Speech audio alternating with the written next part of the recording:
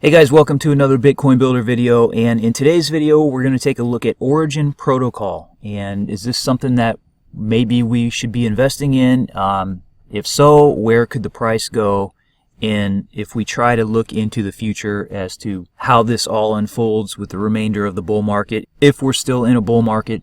But this coin caught my eye, and I want to share some of the things in the ways that I'm looking at this. So first and foremost, when we look at Origin, we want to know, what are they doing? Well, they tell us right here. They're bringing NFTs and DeFi to the masses. All right, I like when they tell us right up front what they're all about. A lot of projects out there, you go to their website and you read the whole entire website and you still can't figure out what is their mission. What are they trying to do? So I like when they tell you right up front. That means they know what their mission is and they are focused on that mission. Right? They're not trying to do a bunch of different random things where they don't even know what they're doing. They know exactly what they're doing, and we know what they're doing because they tell us right here. Now, we know what DeFi is. We've gone through the DeFi explosion last summer. We've been enjoying the benefits of that. And we know what NFTs are, but they haven't been as big of a focus as DeFi. And I think a large part of that has to go with what they generally are. I mean, a lot of people just aren't very interested in a lot of these products that are coming out as NFTs. And no matter what it is, whether it's music or art or a collectible of some other kind. And I'm one of those people. I don't really care about collecting these types of things. And there is a big market for this kind of stuff, and I get that. But it's almost like it's a whole specialized kind of... If you are looking to invest in this stuff, it's like collecting art. You don't just go out and buy the stuff. You kind of have to learn. You go through this whole learning process and start to learn how to spot the value. Unless you're just collecting it because you're a fan. So you'd have to be a specific fan of whoever it is that's doing the NFT drop. Well, there's a whole nother side to this that a lot of people haven't been focusing on. And I like what Raoul Pal had to say, because what he says makes a lot more sense. So let's hear what he has to say about NFTs. I have for a long time been talking about we can tokenize everything conceptually. NFTs were the breakthrough. That was the token that you can tokenize anything on. And what does this all mean?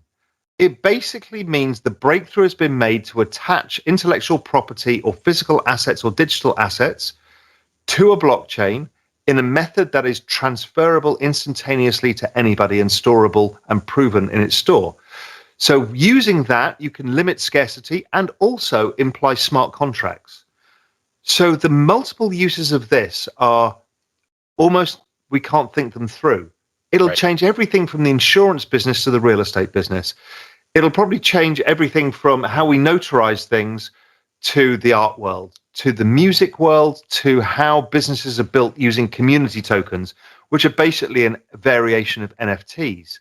So that whole piece in the last week was trying to show that there are like 5 or 6 mega trends all converging around NFTs, and this is just the early stage. This is going to really break everything. I think the securities market will be attached to tokens, NFTs. Right. I think we will find, all financial instruments will go that way because why? We can settle instantaneously. We can trade 24 hours a day and it doesn't cost anything to do it. Right. So why the hell would you not? I mean, Sam Bankman-Fried's already doing this with FTX by tokenizing some equities. Yeah. We will see the tokenization of the asset management industry. That's all coming too. And it massively reduces the cost. Anybody who's ever set up a fund knows how painful it is. So this is changing. And there are whole platforms building these kind of businesses out. And this is not me pontificating on a Friday afternoon. This is me saying, I'm talking to all of these people and this is all happening. And I'm involved personally in a whole ton of this stuff because it is incredibly exciting. I think people still think that DeFi was the big breakthrough. I'm a bit of a yawn on DeFi. It's like, yeah, great, yield. I don't care about yield. Price appreciation in a network model is worth more than the yield. When I look at NFTs, that's when I get really excited. And again, I'm not talking about collectibles. I'm not really interested in that market. Other people are, and it's very interesting, but it's not for me. What I'm interested in is, I think, a disruption of global business models, supply chains, and all of the things that can come with NFTs and a change in the entire financial system that could be attached to this technology. Well, that's exactly right. And I agree completely with that. The idea that all the tokens that we're used to are fungible, one token equals any other token, you're happy to exchange it. Non-fungible tokens, the ability to include a digital fingerprint so that every token is unique, you can at very low, in fact, near zero cost, effectively securitize anything, create ties to cash flows on anything, and create all types of residual ownership that was never before possible in human history. This is a big deal. Just think about the complexities of the global derivative market. All of those are smart contracts that come on these big ISDA docs that are that thick. Right. And it's so difficult for the system to clear all of this stuff and know who owns the stuff, because I write a swap contract with you and then you use that as the collateral for another one, and then somebody builds an option contract using the same collateral. It's so complicated. Yeah. This changes derivatives forever because each can have a unique NFT. And so therefore we can trade it and we know who owns it and what cash flows are built off it in terms of other smart contracts. So it just makes the world more functional. Yeah. It functions in a way that really aligns itself with the digital age we're now living in, where I expect to click on my Slack or Zoom and get you in 3 seconds and watch you via video. Well, the money system doesn't work like that, nor does the value system, nor does basically the entire world's contractual systems. Right. You know, it's stuff like insurance. All of that changes. So with this different perspective on NFTs, we now see that it's not just about artwork. That's just one component of it. That's like the first use case scenario, but there's so much more that can come out of NFTs, that it in fact could be the most dominant use case for the blockchain and cryptocurrencies. And as I look at that, the first question that comes to my mind is, who is going to be the most dominant provider of NFTs? What platform is going to provide the infrastructure that is going to allow people or corporations or any entity to create an NFT? And who's going to be like the one go-to play? Who's going to become the Ethereum of the NFT world? What project and what platform is going to pull that off? You know, who's going to be the number 1, 2, and 3 projects out there that are in the NFT space? When we look at the Origin Protocol light paper, one of the things that we read here in the introduction, they say, as of early 2021, NFTs have now overtaken DeFi on Google search trends and hold the kind of broad mainstream cultural appeal that other crypto verticals lack. This is a key factor that makes them believe that NFTs will be the first product category that onboards mainstream users into crypto. They say the platform that is able to successfully onboard both creators and purchasers of NFTs will capture tremendous value. And then they say, we intend to be that platform. So this stands out to me because when we intend to do something, that means we've put in our focus and intention and we've made it a goal. Like this is something that is going to happen because we intend for it to happen. It's not just, oh, we're just doing this and we're going to see what happens. Oh, we're going to give it our best and just see how it goes. Oh, we had this idea. We want to create this crypto project and we're going to do NFTs and all this kind of stuff. It's not this generic kind of talk. It's, we're out here to become number 1. We know that we can do it, and this is what we plan on doing. And so that really stands out to me. We intend to be that platform. And when we look at the Origin Protocol team, I think that they do have the talent to pull this off. A lot of these guys were in the early days of YouTube and have the experience of building platforms specifically engineered for the mainstream user, for mass adoption. YouTube was the first attempt at using the internet as the distribution platform for videos. When we started getting larger and we started getting over 20 engineers, over 5 designers, and when we really needed to scale out the product, we realized that we do need to bring in a product manager.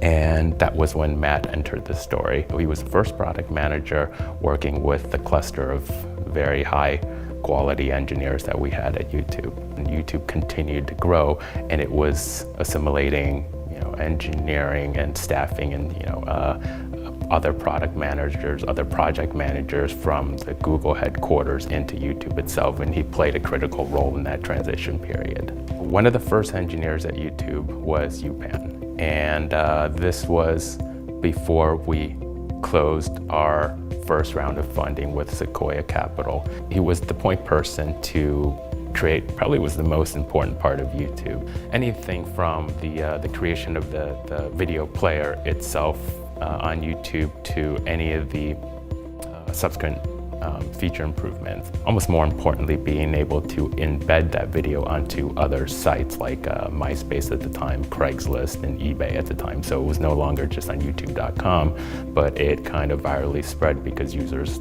themselves wanted to be able to see their videos on their own personal websites. I first worked with Frank in 2004 at PayPal. He was early to join at YouTube.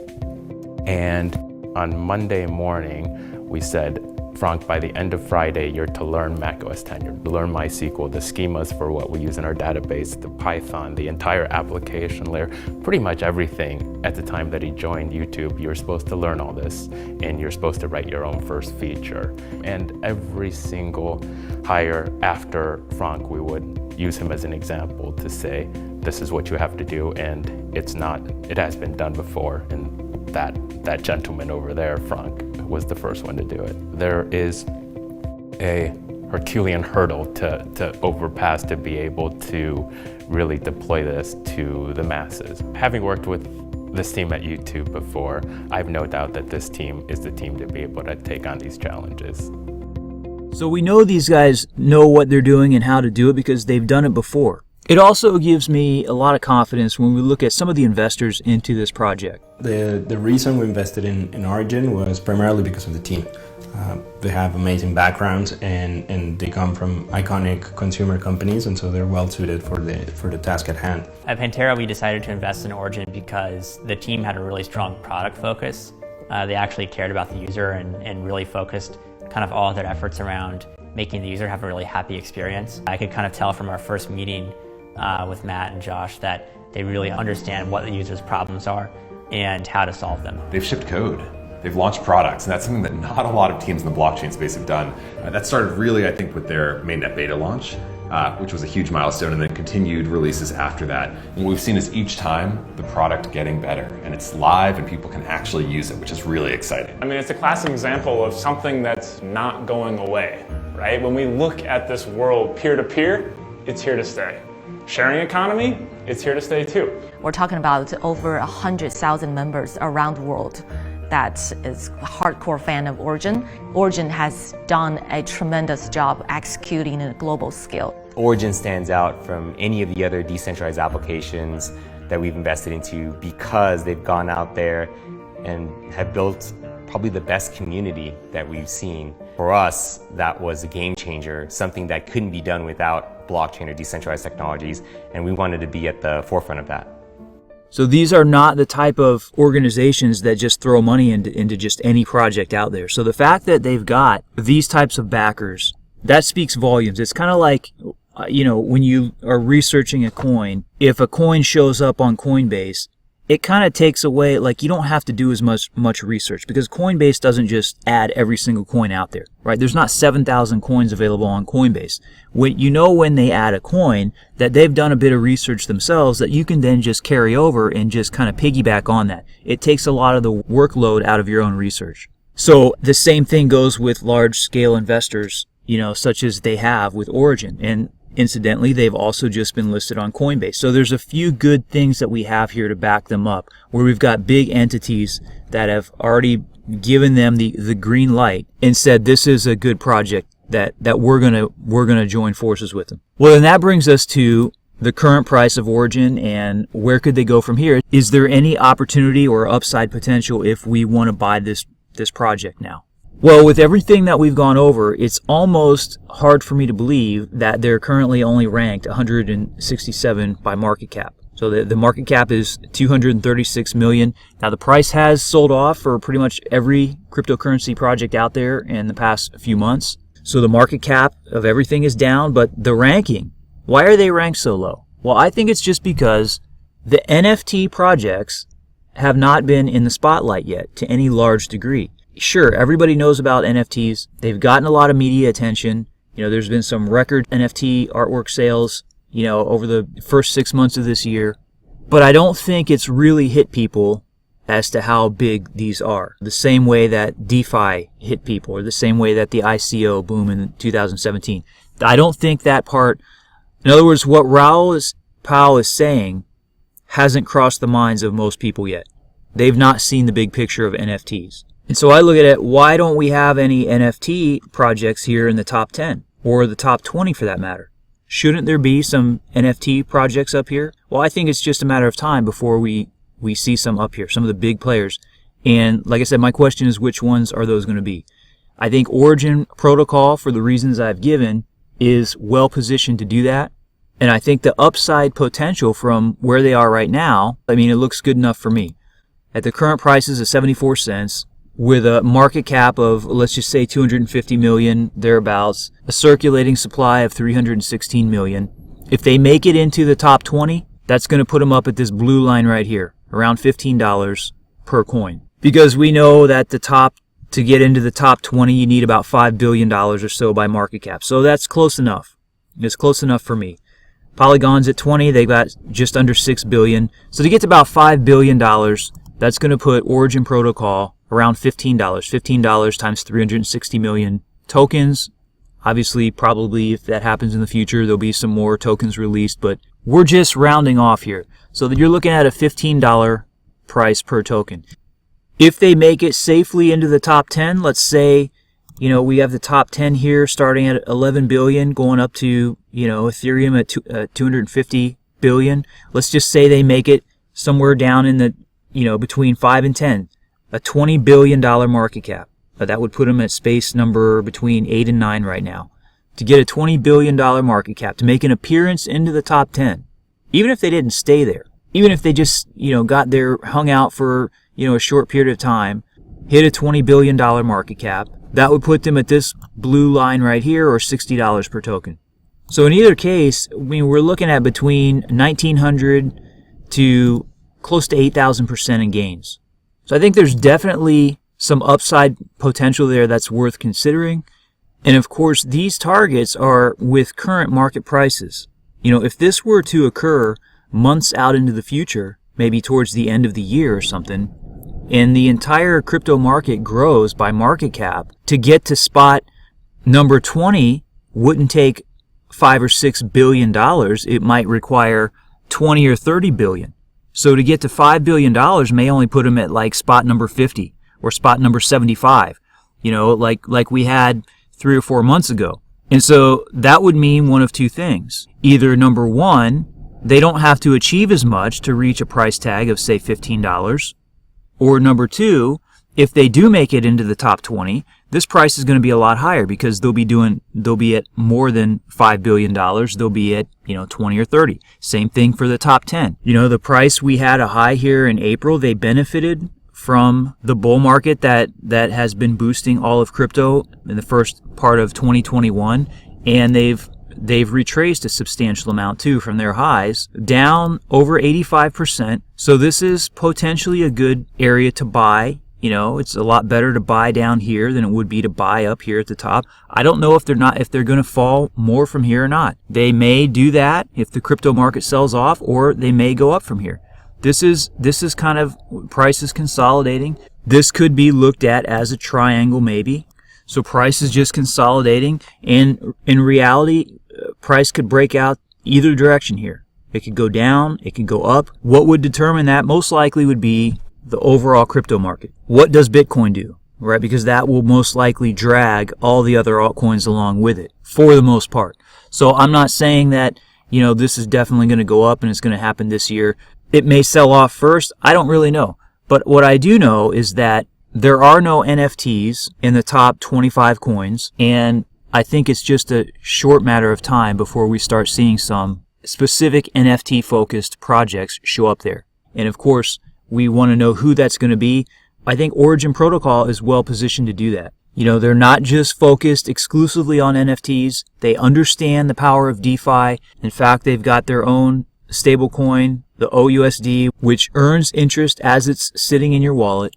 And they have a team with a proven and creative track record of being innovative and creating breakthroughs in products that attract the mainstream.